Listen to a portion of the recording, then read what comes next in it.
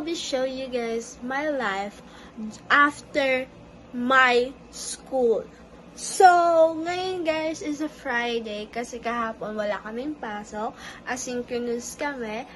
And, of course, ngayon, para hindi ako antokin, nanonood ako ng startup ulit. Kasi na-miss ko yung startup.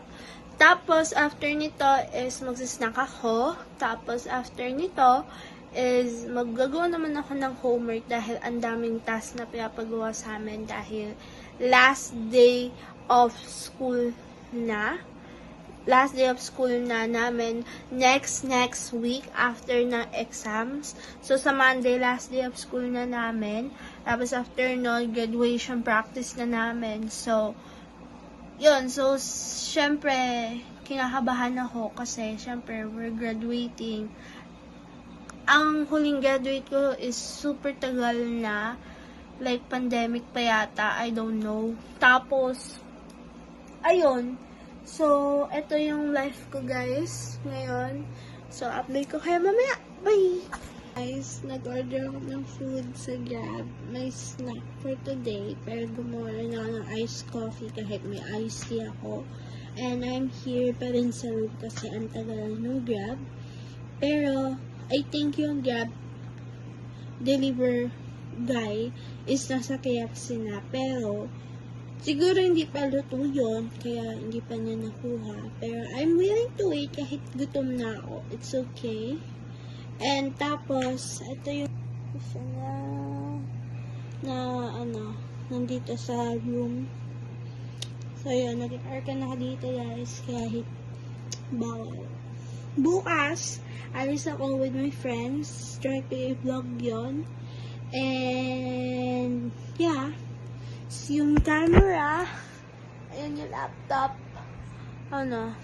Busy pa rin siyang i-charge. Pero, ayan, may stuff toy ako, guys. Favorite stuff toy ko yan kasi bigay niya yan.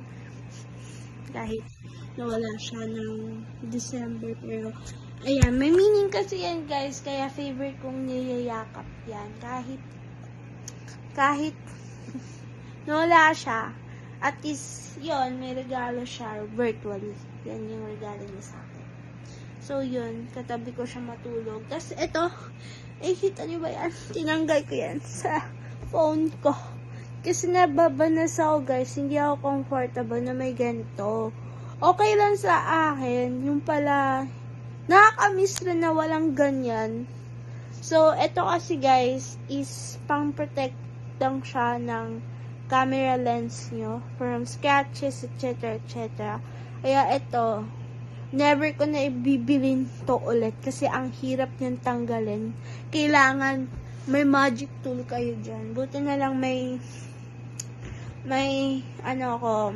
set ako ng tools dun sa labas. Kaya nagamit ko siya. And si Chanel, habang nilintay ng food and tulog. Ayun, guys, nakikita nyo, bag ko yan. Yung bag ko yan, guys. Yan, hinihigaan ni Chanel. Busy ako mag-aral. Ang gulo ng kwarto, guys. Promise. Pex man, mamatay man. Magulo talaga ako. So, ito yung wallet ko, guys, na walang laman.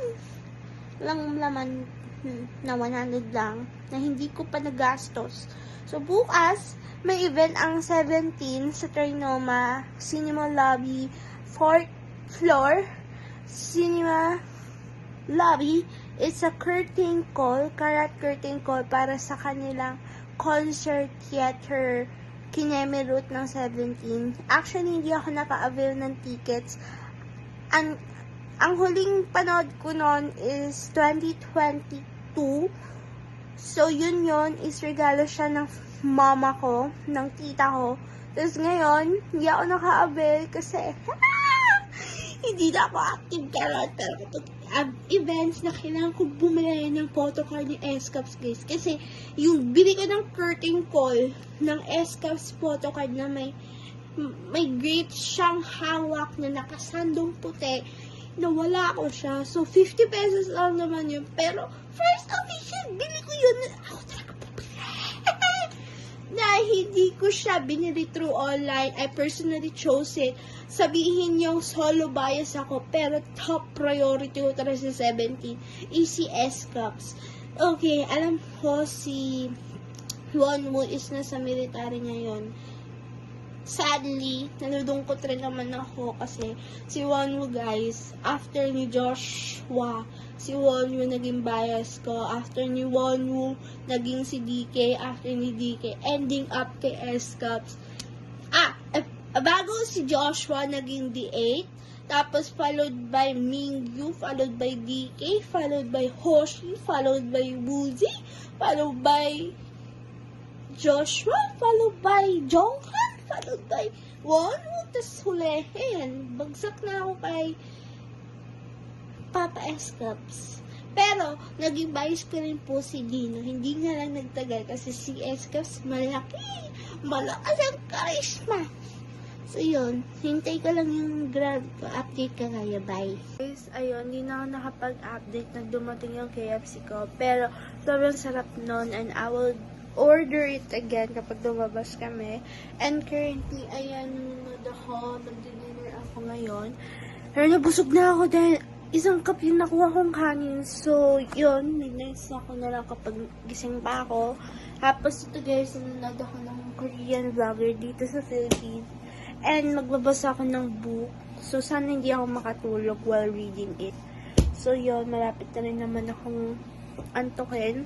So, yun guys. Thank you guys for watching. I hope you guys like my video. Thank you guys for watching. And I'll see you guys in my next vlog. Thank you. Bye. Hope you like it. Subscribe, like, comment, and share. And put on your post notification bell on. Bye.